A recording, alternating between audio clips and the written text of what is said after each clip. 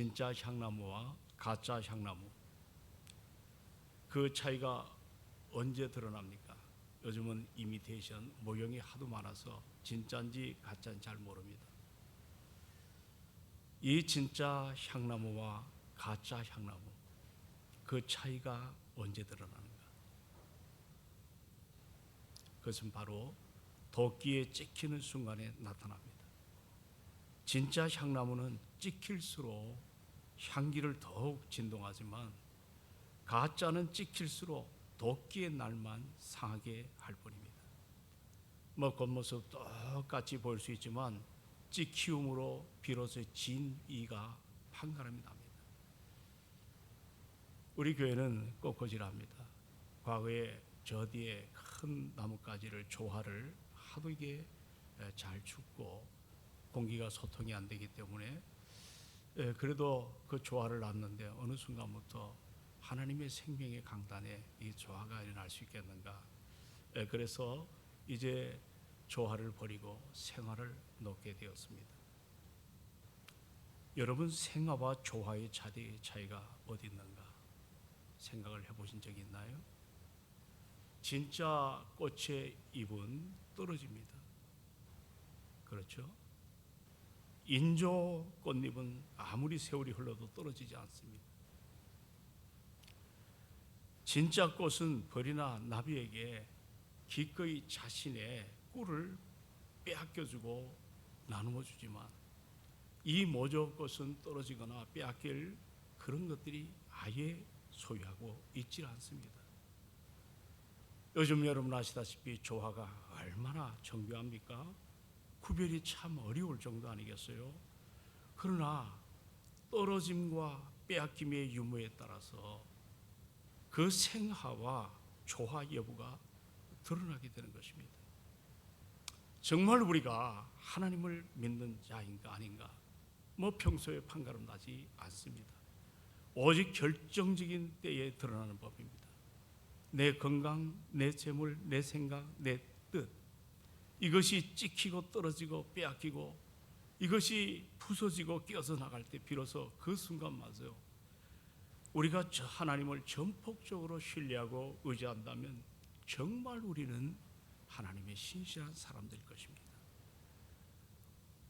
우리의 신앙, 바로 그 결정적인 때를 위해서 결정적으로 필요한 것입니다. 그러나 가장 결정적일 때, 가장 중요한 순간에, 가장 믿음이 필요할 때 비신앙적인 길을 걸어가신다면 우리는 아직도 참된 신앙인이, 성숙한 그리스도인들이 아닐 수가 있습니다. 오늘 우리 이 아침에 여러분들 여기 앉아 계시죠? 우리 인생은 기억내고 싶은 것도 있지만 내 삶 속에 지우고 싶은 소리가 있어요. 너무 부끄러웠어. 나에게 흠이 되기 때문에. 오늘 우리는 이 아침에 베드로에 대해서, 이 주님과 동행 속에 이제 우리는 베드로, 그 십자가의 길을 베드로가 어떻게 걸어갔는가, 그리고 오늘 이 아침 성령께서 나를 인도하셔서 이 새벽을 엎드리게 하셨습니다. 나는 주님과 동행을 하고 살아가는데 내가 가는 그 십자가 길이 어떤 길인가를 우리 한번 좀 생각을 해봐야 됩니다. 베드로에게 있어서 그의 삶에 그냥 지우고 싶은 한 가지가 뭐냐면 바로 이 닭 울음소리입니다. 닭 울음소리. 우리 주님을 위해서 목숨을 바치겠다고 호험 장담했던 수제자가 불과 몇 시간 만에 처참히 무너져버리는 이런 실패의 하나의 시그널, 신호음이었기 때문입니다.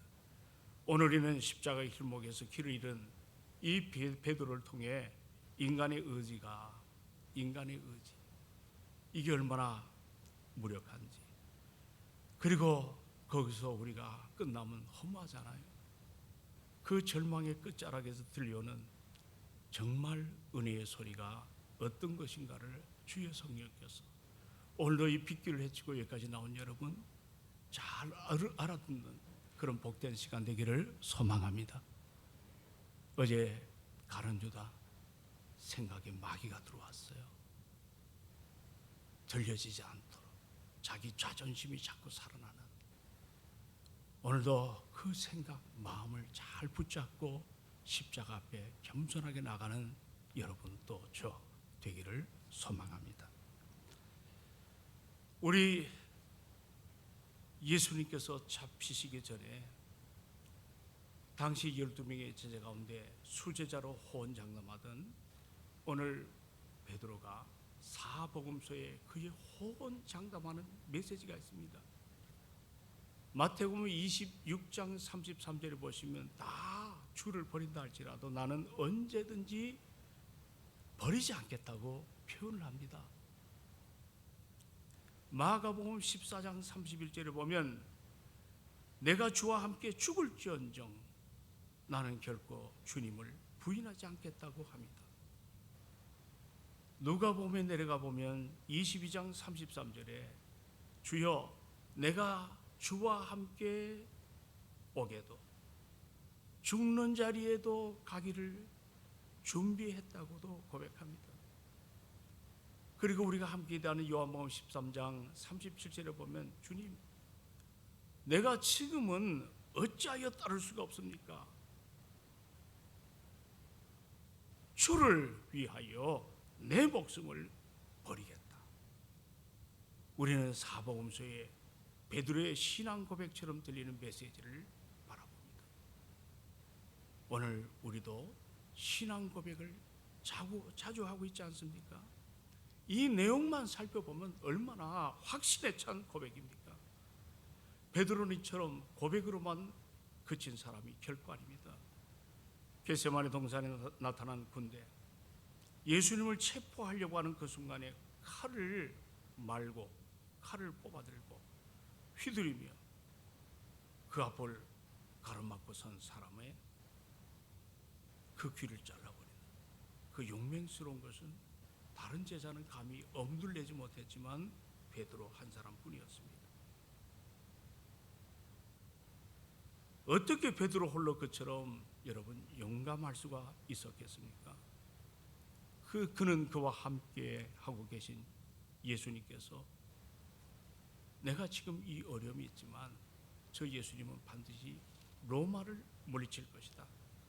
이스라엘 독립을 가져다 줄 어떤 그는 영적인 메시아, 만주의 주가 되시고 만왕의 왕 되신 그 진정한 구약에 소망하는 메시아보다도 그 현실 속에 어떤 정치적인 생각을 더 많이 한, 거기에 의심하지 않는 그 당시에 수많은 사람이 그랬으니까요. 그러니까 주님을 잡으러 나타난 저 군대 수요가 얼마이든 우리 주님은 때로 광풍이 몰아치는 바다 한복판에서도 말씀 한마디로 그 바다를 잔잔하게 했습니다. 그 능력으로 여러분 아시지 않습니까? 떡 5조각, 물고기 조그만 그 물고기 2토막 갖고 장정만 5,000명, 모든 아녀자까지 2만 명이 넘는 그 베세다 들녘에서 잔치를 베풀었던 그 권능, 바로 그 권능으로 저들을 쓸어낼 것을 확신을 했던 베드로였습니다. 그렇기 때문에 주님 앞에서 그는 주님을 위해서 단신으로 군대와 맞선다는 것, 오히려 어떻게 보면 영광이었던 것입니다. 그러나 오늘 이 아침에 보십시오. 베드로 눈앞에 어떤 일이 벌어졌나요? 그처럼 철석처럼 믿었던 주님께서 군대를 쓸어버리기는커녕 저항 한 번 하지 못한 채 그냥 무력하게 결박을 당하십니다. 그리고 상상을 못하는 거예요. 개처럼 끌려가듯 대제사장 집으로 끌려갑니다. 이거는 여러분 베드로가 결코 상상을 할 수 없는 하나님의 아들에 대한 모습이 아니겠습니까? 베드로가 머리에 상상하던, 그가 의지하고 따랐던 예수의 모습은 결코 아니었을 것입니다. 이 말은 바꿔 말하면 그렇게 의지하고 따랐던 바로 예수님 앞에 자신의 신념, 신앙과 신념은 다르죠. 신념은 나를 의지하는 것이죠. 신앙은 주님을 의지하는 거죠.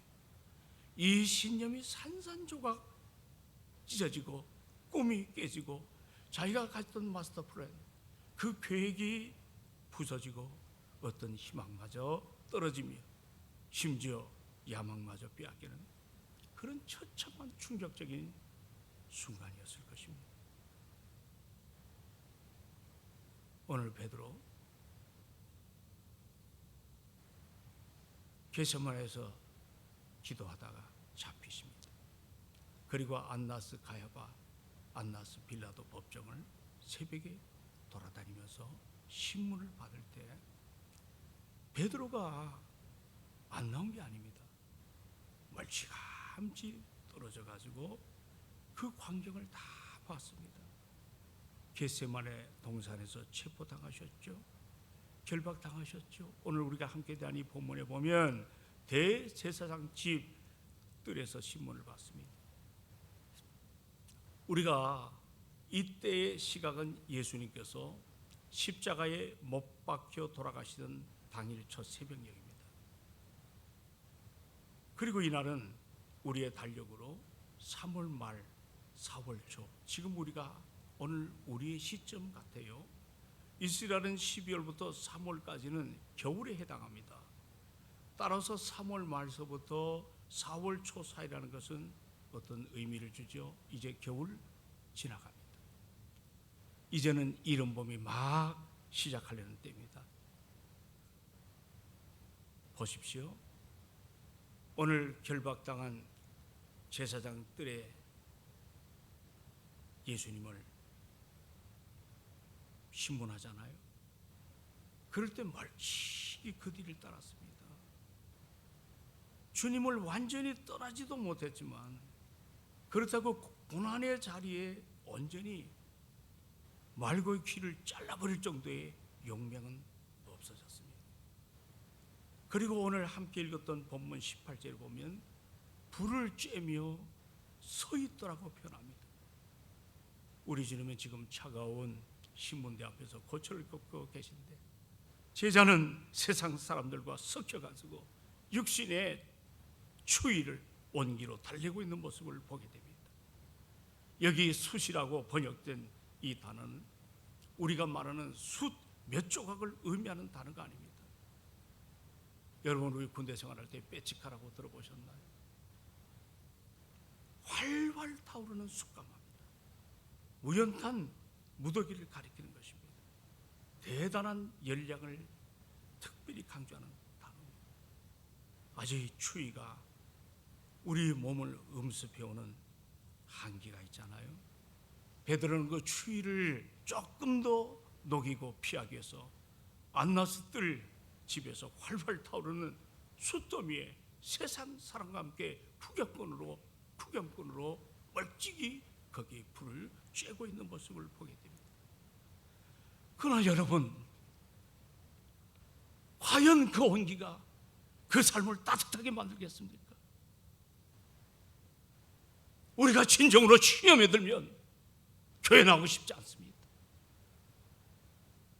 여러 가지로 상황을 피하고 싶지만 그런다고 해서 여러분들 내가 거듭났는데 구원받았는데 하나님의 사람인데 마음이 편할 수가 있겠습니까?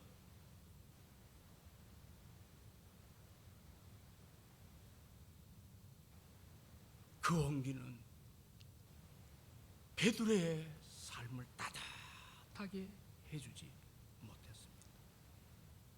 여전히 춥지요. 겟세마네 동산에서부터 걸어오느라 추위에 떨어야만 뜬 베드로, 오늘 그렇게 세상과 함께 불을 쬐고 있습니다. 24절로 25절을 읽어보면 안나스가 예수를 결박한 그대로 대제사장 가야바에게 보냈다 했습니다. 여기도 서서 불을 쬐다고 했습니다. 저는 이 두 가지 사건을 보면서 신앙의 거리두기, 오랜 목회를 하면서 그걸 절절하게 깨달을 때가 참 많습니다. 이거는 모호한 거리두기에서 시작됩니다. 이건 신앙의 위기입니다. 뭐 그렇다고 주님께 속하지도 않고요, 그렇다고 세상에 속하지도 못한 채 이 경계선이죠. 이 경계선에서 부를 때는 오늘 이 베드로의 모습을, 오늘 나의 모습을, 오늘 이 아침에 이 말씀을 통해 내가 어떠한 생각을 갖고 계십니까? 오늘 이 본문은 여기서 침묵하지 않습니다. 베드로가 무엇을 했다고 오늘 본문은 증거합니까? 여기 베드로에게 시비를 거는 사람이 나타났습니다. 그는 대단한 권력자의 협박이 아니었습니다. 문 지키는 여정, 그것도 스쳐가는 질문 같아요. 제가 묵상해 보니까 그 스쳐가는 질문 한마디에 베드로의 결단이 맥없이 꺾여집니다. 나는 아니야. 두 번째도 세 번째도 질문이 이어질 때마다 그의 부인하는 어떤 그 강도라 그럴까요? 점점 강해집니다. 아주 완강해집니다. 폐역된 자리까지 서게 됩니다.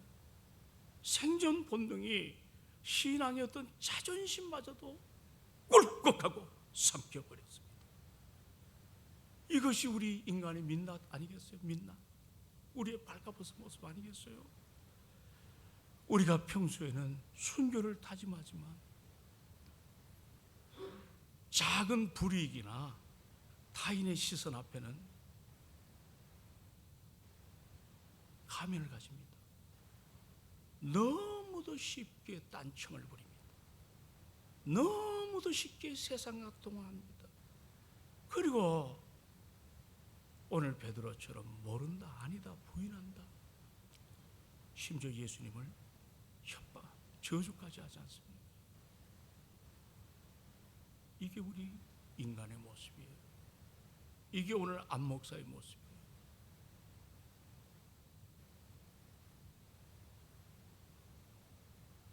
이게 오늘 나의 모습입니다. 이렇게 세 번째 부인이 끝나자 성경은 아주 드라이하게 건조하게 기록해요. 27절에 이에 베드로가 또 부인하니 곧 닭이 울더라. 여기 또라고 하는 거, 곧이라는 거. 부인할 때 닭이 울었어요. 지금 베드로는 은혜 받은 십자가의 구속을 따라 하나님의 사랑을 누구보다도 크게 입은 하나님의 사람이에요. 바로 한 목사예요. 바로 여러분들이에요. 그런데 이리 같은 짓을 지금 하고 있는 거예요. 바로 그 순간 곧 닭이 울었습니다. 아니 목사님, 새벽에 닭이 우는 거 다반사 아니겠습니까?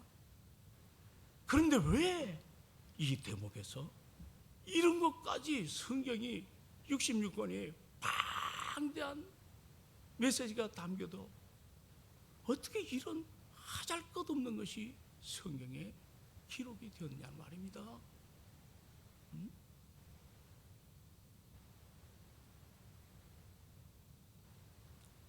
요한복음 나타나지 않아요. 마태복음에 그 이유를 뭐라고 얘기하냐면, 자 한번 다 한번 열어봅시다. 마태복음 26장 74절에서 75절.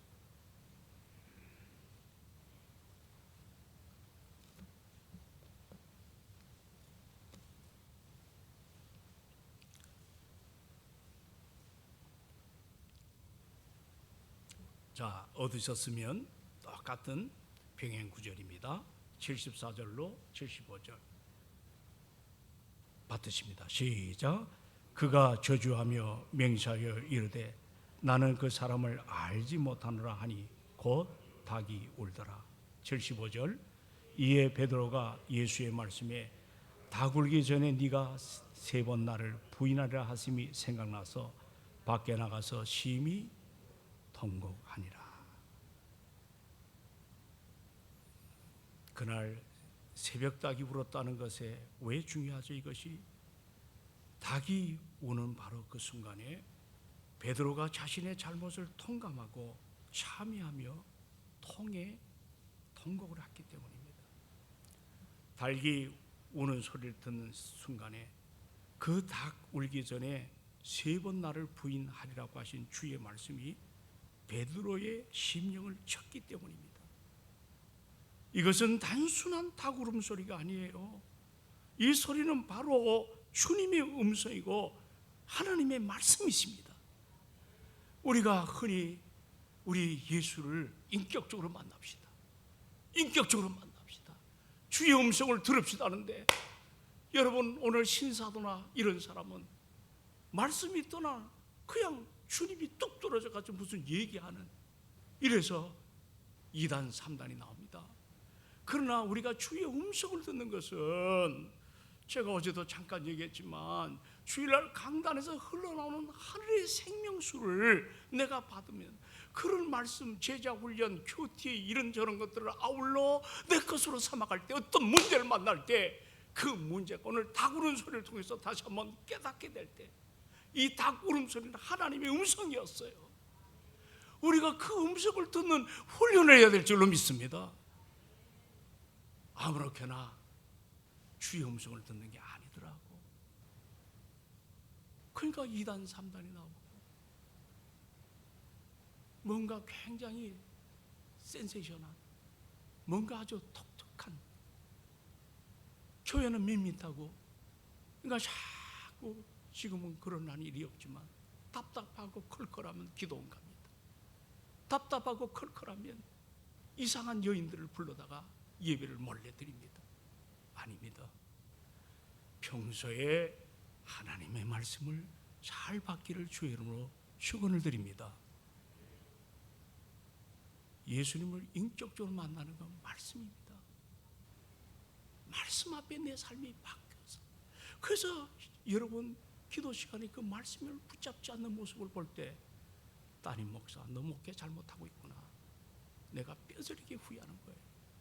그러나 또 한 번, 내가 부족하지만 그래도 성도들은 저 하늘의 은혜의 보좌에서 흐르는 생수가, 에스겔서에 나온 대로 강단을 통해 생수가, 생명의 생수가, 그것이 요한복음 7장에 내 배에서 생수의 강이 되리라고 하는, 내 배는 내 삶의 가장 깊은 곳입니다.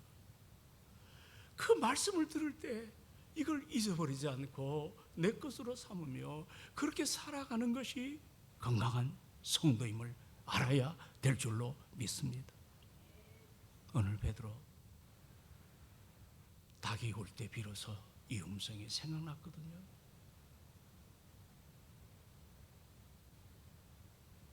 오늘 베드로의 실패는 끝난 것 같지만 아니에요. 하나님은 우리가 견인교리, 한 번 택한 자는 절대로 포기하지 않습니다. 절대로 버리지 않습니다.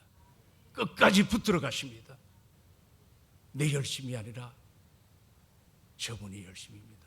오늘도 우리 표를 잘못 해석하면 열심을 품고 할 때 내 열심이 아니라, 제가 자꾸 얘기하잖아요. 어글로 with the Spirit, 성령과 함께 불타라는 거예요. 내 열심은 숯불 쬐는 것처럼 타면 훅 꺼지지만, 성경이 부어주시는 열심은 내 인생을 새롭게 할 줄로 믿습니다. 오늘 이 새벽에 고단하죠. 저도 어제 어떤 교회 늦은 시간에 갔다가 밤늦게 돌아왔습니다. 몸이 만신창입니다. 그래도 엎드려 기도합니다. 그러면서 생각합니다. 우리 교인들은 얼마나 피곤할까. 하루 종일 일하고 이 새벽에 나올 때 여러분 얼굴이, 내가 그 뒤는 말 안 하겠습니다. 그래도 고맙습니다. 목사의 기쁨이 뭔지 아세요? 여러분입니다. 여러분 목사의 자랑이 뭡니까? 여러분입니다. 오늘 이 아침에 우리가 은혜의 주를 깊이 만나는 말씀을 통해 나는 베드로과는 아닌가. 그러나 내가 무너지고 쓰러지고 자빠져도 주님은 항상 계시록 3장 20절의 말씀처럼 문 밖에서 나를 놓고 하십니다. 그분은 인격자십니다. 그분은 나를 사랑하십니다. 나를 포기하지 않아요. 우리 어머니가 내가 하도 짓게 하니까 집 나가라 그러더라고요. 나갔어요. 처음에 신났는데 한 서너 시간 하니까 어디 돌아다닐 데가 없더라고요. 불안하기 시작합니다. 서산에 해가 기울어집니다. 산동네. 그때 어머니가 찾고 계시더라고 나를. 내가 목회하면서 그렇게 들었는데 나 혼자가 아니다. 주님이 나와 함께 하신다. 기도하십시다.